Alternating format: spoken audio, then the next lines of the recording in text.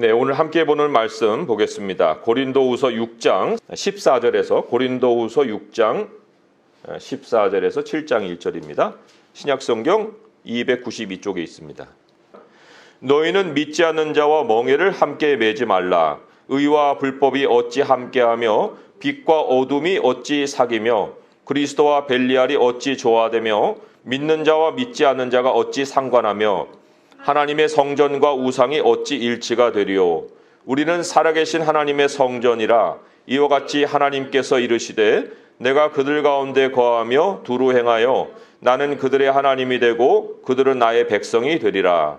그러므로 너희는 그들 중에서 나와서 따로 있고 부정한 것을 만지지 말라. 내가 너희를 영접하여 너희에게 아버지가 되고 너희는 내게 자녀가 되리라. 전능하신 주의 말씀이니라 하셨느니라. 그런즉 사랑하는 자들아, 이 약속을 가진 우리는 하나님을 두려워하는 가운데서 거룩함을 온전히 이루어 육과 영의 온갖 더러운 것에서 자신을 깨끗하게 하자. 아멘. 네, 세상은 믿는 자와 믿지 않은 자로 나뉘어져 있습니다. 그 믿음의 대상은 우리 주 예수 그리스도이십니다. 우리가 세상을 사는 데는 지혜가 필요합니다.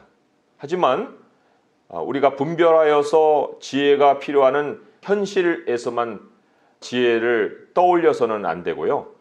성경은 분명하게 알려주신 지침이 있습니다. 먼저 그 지침을 알아야 지혜도 응용을 할 수 있는 거예요.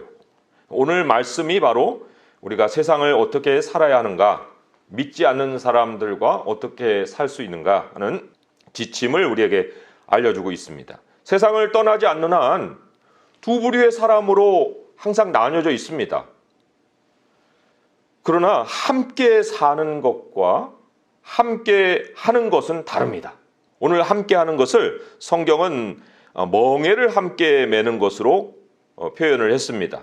그러니까 함께 사는 것과 함께 멍에를 매는 것은 전혀 다른 차원이다. 이렇게 성경은 다루고 있어요. 어느 정도로 다른가? 여러 가지 사례를 14절부터 말씀을 했습니다. 의와 불법이 어찌 함께 하느냐? 또 빛과 어둠이 어떻게 조화가 되느냐? 빛과 어둠의 조화는 너무나도 분명합니다. 지금 빛이 있을 때 어둠이 어디 있어요? 어둠이 있는 곳은 또 빛이 없습니다. 그와 같이 다르다.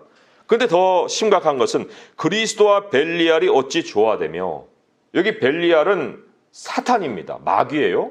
아니, 그리스도와 마귀가 어떻게 함께 합니까? 이건 영원히 함께할 수 없는 그러한 짝입니다. 또 믿는 자와 믿지 않는 자가 어떻게 상관하느냐? 하나님의 성전과 우상이 어찌 일치가 되느냐? 이건 타협의 여지가 없는 두 부류의 확실히 다른 사람들이다. 다른 진영이다. 이렇게 말씀을 하고 있습니다. 그래서 믿는 자와 믿지 않는 자가 세상에서 같이 살고는 있되, 그러나 멍에를 함께 할 수 없다는 이 분명한 사실은 우리가 알고서 살아야 하는 거예요. 그러니까 거기에 대해서는 하나님의 지침이 분명히 우리에게 있어야 된다는 것입니다. 어떻게 그러면 멍에를 매지 않고도 함께 살 수가 있을까? 오늘 우리 현실이 코로나 때문에 굉장히 어렵잖아요. 그런데 코로나하고 인체는 함께 할 수 없습니다. 이질적인 존재입니다. 모두가 엄청나게 지금 민감해 있습니다. 그런데 지금 겪는 일은 연습에 불과합니다. 또 다른 전염병이 언제든지 발생할 수 있습니다. 누가복음 21장 11절에 예수님이 이제 마지막 때가 가까울수록 일어나는 그 현상에 대해서 말씀을 하시는 것이 있는데, 거기에 보면 이런 말씀이 있어요. 곳곳에 큰 지진과 기근과 전염병이 있겠고 또 무서운 일과 하늘로부터 큰 징조들이 있으리라. 전염병이 마지막 말세를 맞는 사람들에게 아주 대표적으로 카테고리 안에 들어오는 현상입니다. 앞으로 얼마든지 찾아옵니다. 사스도 있었고 또 메르스도 있었는데 지금 코로나도 지나가지만 또 다른 것이 올 수가 있습니다. 그러니까 우리는 근본적으로 장기적인 대비를 갖추고 살아야 합니다.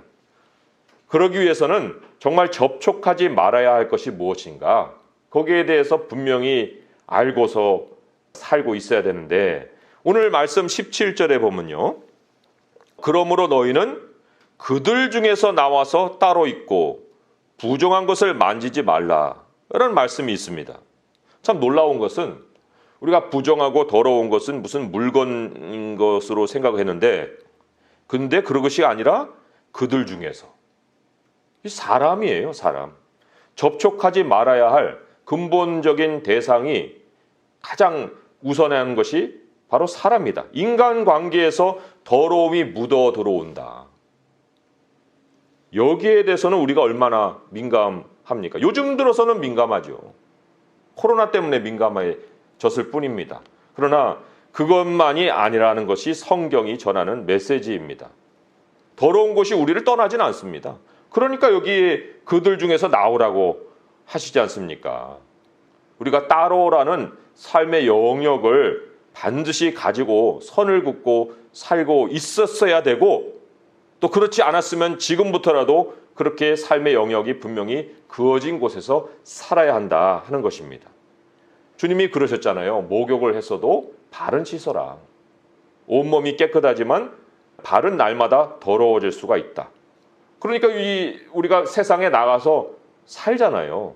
살지만 묻어오는 더러움에 대해서는 매일 점검해야 된다는 겁니다. 그 더러운 것이 눈에 다 식별이 되면야 얼마나 좋겠어요.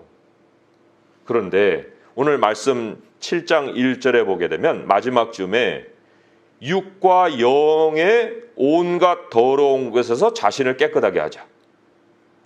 육이면 눈으로 분간이 됩니다. 근데 이 영이 같이 붙어 있어요. 육과 영의 온갖 더러운 것에서 자신을 깨끗하게 하자. 이게 뭐 따로따로 역사한다는 게 아닙니다. 육과 영은 항상 한 묶음으로 역사를 합니다. 성경에 제가 육과 영의 그 묶음으로 더럽게 된 사례들을 좀 찾아봤어요. 찾아봤더니 대표적인 것이 이렇게 나옵니다. 더러운 귀신. 더러운 귀신이 뭐 영으로 돌아다니는 게 아니라 사람 속에 들어가서 역사를 합니다. 사탄이 가룟 유다 안으로 들어갔다고 그랬어요. 그러니까 사람 안에 더러운 영들이 있는 사람들이 있습니다. 그게 뭐 현상적으로 막 이상한 행동을 해야만이 분간할 수 있는 것이 아니라 영의 역사는 하나님의 영이든 더러운 영이든 두 가지 영에밖에 없어요. 뭐 제3의 영이 어디 있겠습니까? 자, 그런데 고린도전서 10장 20절에서 21절에 보게 되면 제사도 귀신의 식탁이라고 그랬습니다. 우상을 섬기는 모든 곳과 거기와 연결되어 있는 모든 산업, 모든 것을 다 망라해서 그건 귀신의 식탁이다. 귀신이 역사한다는 거예요. 또 디모데전서 4장 1절에 보게 되면 어떤 사람들이 믿음에서 떠나 미혹하는 영과 귀신의 가르침을 따르리라. 귀신의 가르침, 사람들의 언어예요. 교훈이에요. 지식이 전달되는 곳입니다. 그런데 지식이 전달되는 것이 뭐 전혀 영의 영역과는 상관없는 깨끗한 중립적인 지식이라는 게 없습니다. 하나님의 말씀이 아닌 모든 것에는 귀신의 가르침, 홀리는, 미혹하는 그러한 요소가 반드시 있습니다. 야고보서 3장 15절 16절은 또 이렇게 얘기를 하고 있어요. 마음속에 독한 시기와 다툼과 진리를 거스르는 거짓말, 이런 것을 땅 위의 것, 정욕의 것, 그리고 귀신의 것, 이렇게 얘기를 했습니다. 사람이 막 다툽니다. 시기합니다. 그리고는 거짓말을 합니다. 그게 다 귀신의 것입니다. 영이 역사하기 때문에 그런 현상이 나타난다고 성경이 얘기를 하고 있어요. 자, 세 가지 범주를 제가 정리를 해볼까요? 직접적인 우상 숭배의 자리, 거기에도 귀신이 역사합니다. 가르침이나 지식이나 지혜의 옷을 입고 접근하는 것들에도 귀신이 역사합니다. 인간 갈등, 질투, 이런 것에서도 귀신의 것이 우리들에게 묻어 들어옵니다. 그런데 이것을 누가 하느냐? 다 사람들이 합니다. 사람들이 물건 가만두면 가만히 있는 거예요. 이거를 사람들이 다 건드리고 사용하고 언어도 다 사람들의 입에서 나오고 사람들과 어울리는 중에 육과 영의 온갖 더러운 것이 나에게 묻어 들어온다. 이거를 우리가 매일같이 깨끗하게 해야 한다는 겁니다. 사람이 더러움을 알고도 피하지 않는 가장 큰 이유가 있다면 이런 거예요. 생존을 위해서는 어쩔 수가 없어요. 우리 회사에서 고사 지내라고 하는데 그럼 내가 잘려야 됩니까? 고사를 지내야지 어떻게 합니까?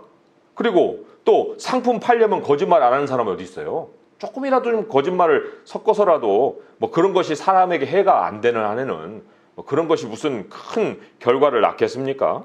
또 인간관계에서 주도권을 잡으려면은 다투고 또 시기하고 뭐 이런 일이야 처세술 아니겠어요? 뭐 그런 거를 그렇게 크게 우리가 생각을 하고 살아야겠습니까? 그렇게 이제 변명을 해대면 뭐라고 답하겠습니까? 하나님도 그러냐? 내가 그런 거는 잘 몰랐다. 미안하다. 그리고 하나님이 물러가시겠습니까? 부정한 것을 떨어내기가 힘들다는 것을 하나님이 왜 모르시겠어요? 또 부정한 것을 떨어내기가 가장 힘든 이유가 생계하고 맞물려 있다는 걸 왜 하나님이 모르시겠습니까?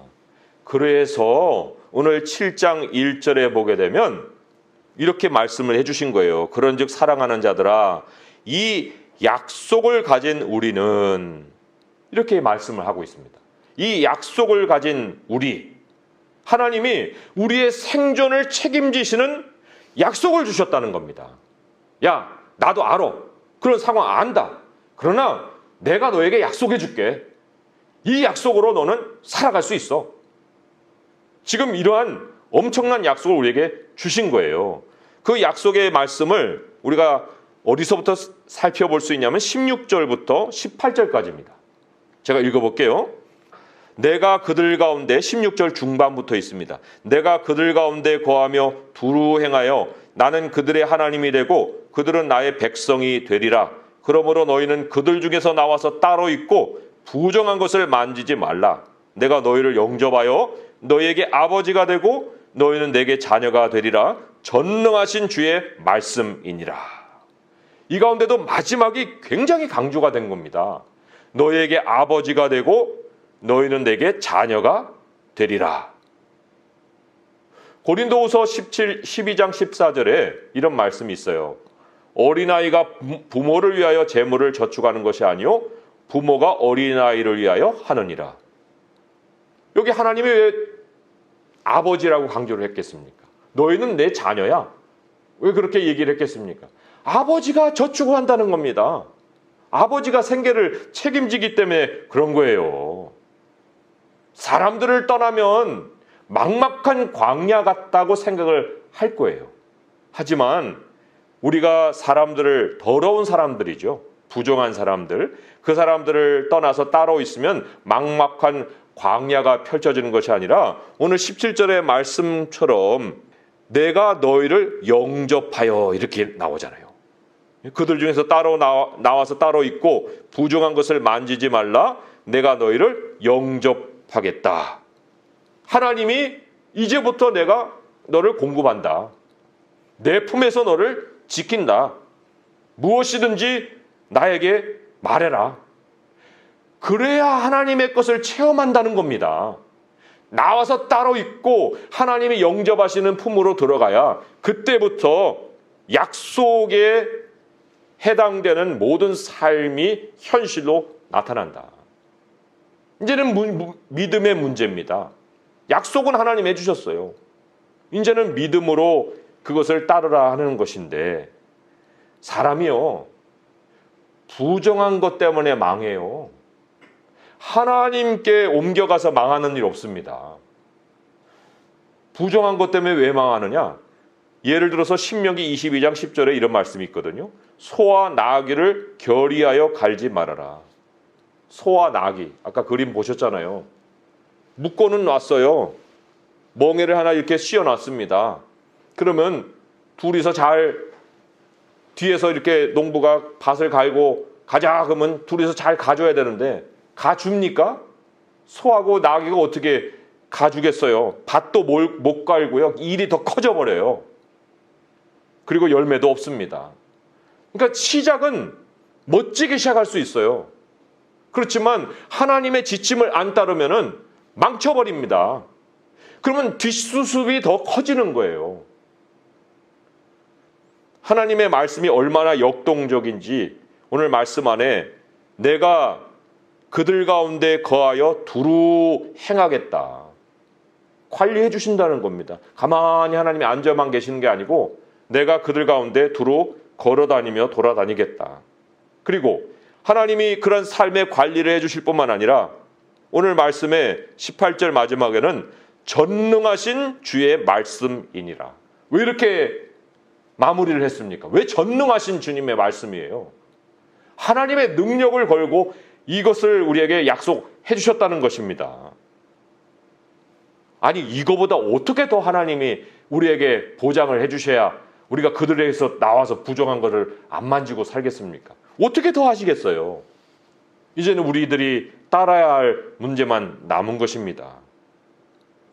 또 하나 이 하나님이 이렇게 약속을 해주신 것과 함께 우리가 알아야 할 일이 있고 이게 더 더러운 것에서 우리를 깨끗하게 해야 할 이유입니다. 7장 1절에 보면요. 그런즉 사랑하는 자들아 이 약속을 가진 우리는 하나님을 두려워하는 가운데 거룩함을 온전히 이루자. 하나님을 두려워하는 가운데라는 말이 있어요. 이게 실질적으로 우리가 더러움을 떠나야 하는 이유입니다. 고린도전서 10장 21절의 말씀이 너희가 주의 잔과 귀신의 잔을 겸하여 마시지 못하고 주의 식탁과 귀신의 식탁에 겸하여 참여하지 못하느니라. 그러면 우리가 주를 노여워하게 하겠느냐? 우리가 주보다 강한 자냐? 이렇게 도전을 하고 있습니다. 너 하나님보다 능력 있고 강하면 해봐. 그러나 너 하나님을 무시하지 말아라. 하나님이 노여워하심을 너가 간과하지 말아라.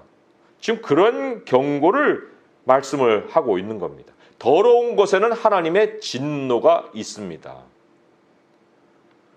신의 산에 하나님이 백성들을 부르세요. 그리고는 준비시키십니다. 그리고 굉장히 많은 경고를 하셨어요. 너희들 산을 침범하지 말아라. 거기까지는 오되 너희들 넘어서면 안 된다. 너희들 옷을 깨끗이 빨아라. 짐승이고 사람이고 들어오면 죽는다. 누가 들어온다고 해서 뒤쫓아가서 붙들려고 하지 말아라. 만약에 들어오려고 하게 되면 돌로 던져서 죽이든지 화살로 쏘아서 죽이든지 할 것이고 너희들은 절대로 선을 넘지 말아라. 아주 거듭거듭 말씀을 하셨어요. 왜요? 하나님의 거룩하심만큼의 현실이 없습니다. 우리를 살게 하기 위한 경고예요. 하나님이 거룩함을 자랑하기 위한 것이 아니고 우리를 살리려고 하나님이 그만한 경고를 계속해서 해주셨다는 겁니다. 오늘 19절의 말씀에도 살아계신 하나님에 대한 말씀을 우리가 알아야 하고 또 7장 1절에 거룩함이라는 말씀이 또 나와 있습니다. 16절에 나오네요. 우리는 살아계신 하나님의 성전이라. 우리 몸 안에도 하나님이 계시고 우리 가운데도 하나님이 계시는데 하나님은 우두커니 계시는 분이 아니에요. 살아계신 하나님이에요. 살아계신다는 것이 굉장히 또한 무서운 말씀이기도 한 것입니다. 우리를 살리려고 경고하시는 말씀이 뭐였냐면은 거룩함을 온전히 이루라는 거예요. 하나님이 거룩함의 문제를 가지실 일은 없어요.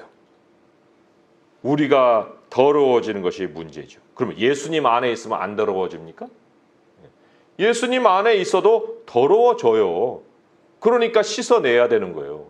그리스도인이면 모든 재앙에서 다 제외가 됩니까? 우리가 씻어내야 됩니다. 더러운 것을 묻히고 살고서도 나에게 아무 일이 안 일어날 것 같이 생각할 수가 없습니다. 그래서 이 지침을 주님이 주시는 거예요. 우리가 요즘 손 씻기도 합니다. 사회적 거리 두기도 나라에서 권장하기도 합니다. 그런데 왜 그것을 손 씻고 사람 거리 뛰는 거에만 적용을 합니까? 우리가 거룩함 삶에 적용을 해야 되지 않겠습니까? 악은 모양이라도 버리라고 했는데 우리의 영적이고 육적인 모든 생존을 위해서는 정말 이 말씀을 따라서 이제부터는 더럽고 부정한 것을 만지고 사는 사람들과의 삶에서 우리 자신을 깨끗하게 지켜가는 그런 삶을 살아야 하는 것입니다. 무언가 거리낀다. 그러면 중단해야 돼요. 그리고는 하나님이 분별력을 주시도록 기도를 하고 살아야 합니다. 하나님은 어떻게 살아야 될지 다 아시기 때문에 오늘 이 말씀은 우리에게 경각심을 주시면서 하나씩 우리에게 말씀으로 깨우쳐 주시지만 이것만 가지고 살 수 있는 게 아니에요. 이 하나님 말씀 전체가 어떻게 우리의 삶에 깨끗함을 유지할 수 있는지를 가르쳐 주시기 때문에 끊임없이 발을 씻어가며 사는 삶이 돼야 합니다.